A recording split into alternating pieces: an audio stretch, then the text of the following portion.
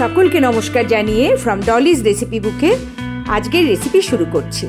Recipe শুরু করার আগে সকলকে আমার অন্তরের ভালোবাসা জানাই।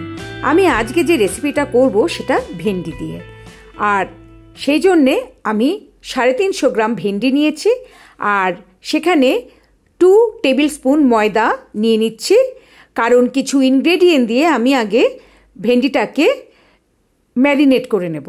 ভেন্ডি বা ঢ্যাঁড়স যেটাই আমরা বলি না কেন।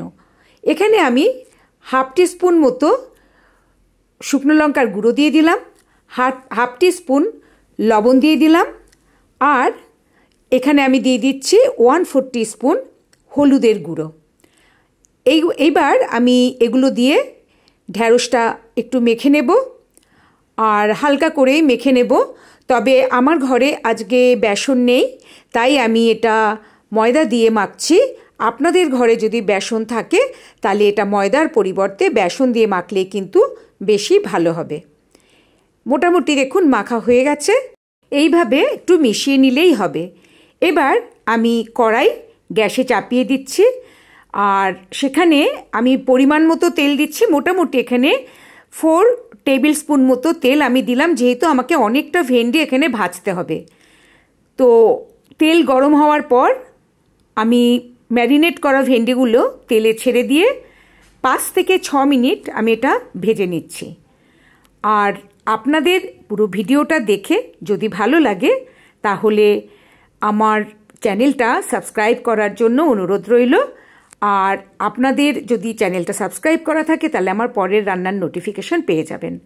আর অনুরোধ রইল লাইক আর শেয়ার করার জন্য। আর ভেন্ডির রেসিপিটা কেমন লাগলো সেটাও কমেন্ট করে জানাবার জন্য অনুরোধ রইল। আমি এটা মোটামুটি হাই ফ্লেমে 5 থেকে 6 মিনিট মতো ভেজে নিচ্ছি। তবে ফ্লেমটা কিন্তু সবসময় নির্ভর করে যে আপনি কতটা পরিমাণ জিনিস রান্না করছেন আর আপনার কড়াইয়ের থিকনেস কতটা। অনেক সময় কড়াইয়ের থিকনেস কম হলে কিন্তু ফ্লেমটা কম করলেই ভালো হয়। এইবার দেখুন আমি ভেন্ডিগুলো সব তুলে নিয়েছি।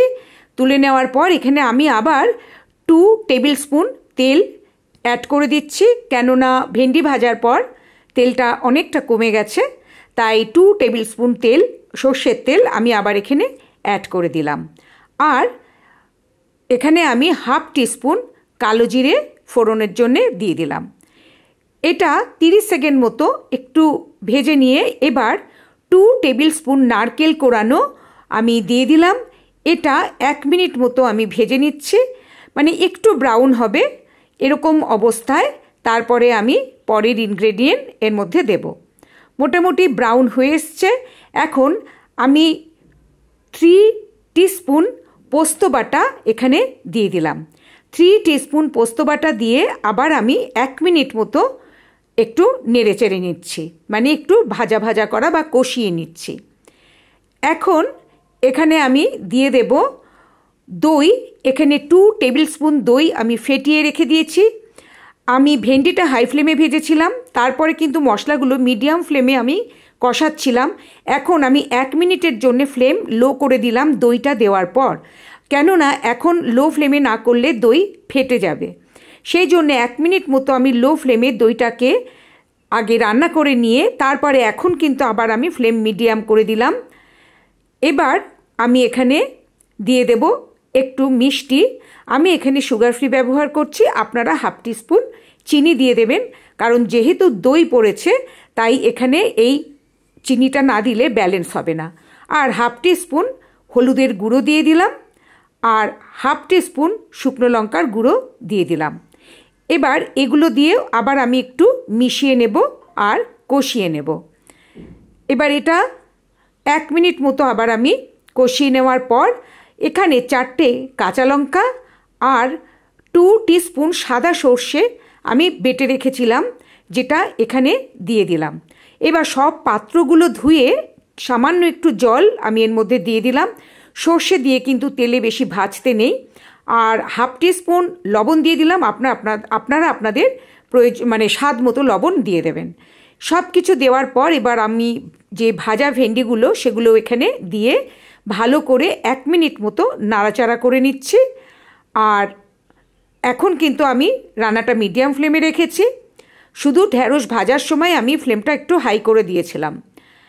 এবার এটা 1 মিনিট মতো নাড়াচাড়া করার পর এই রান্নাটা আমি ঢেকে লো ফ্লেমে আবার 2 মিনিট মতো এটাকে রান্না করে নেব। এটাকে লো ফ্লেমে আমি 2 মিনিট হতে দিলাম। 2 মিনিট বাদে আবার ফিরে এসে ঢাকনা খুলে এখন এখানে আমি 2 টিস্পুন কাঁচা সর্ষের তেল অ্যাড করে দিচ্ছি। মোটামুটি 2 টিস্পুন মতো কাঁচা তেল আমি এখানে দিলাম। এবার তেলটা দিয়ে মিশিয়ে নিচ্ছি। আপনাদের কাছে রিকোয়েস্ট রইল এইভাবে একবার ঢ্যাঁড়স করে খেয়ে দেখবেন বা ভেন্ডি, খুব ভালো লাগবে। আমি আবার নতুন কোনো রান্না নিয়ে আসব। আর আপনাদের কাছে কিন্তু রিকোয়েস্ট রইল রান্নাটা করার জন্যে, কারণ রান্নাটা কিন্তু খুবই সুন্দর হয়। আপনারা সবাই খুব ভালো থাকবেন। আজকের মতো নমস্কার।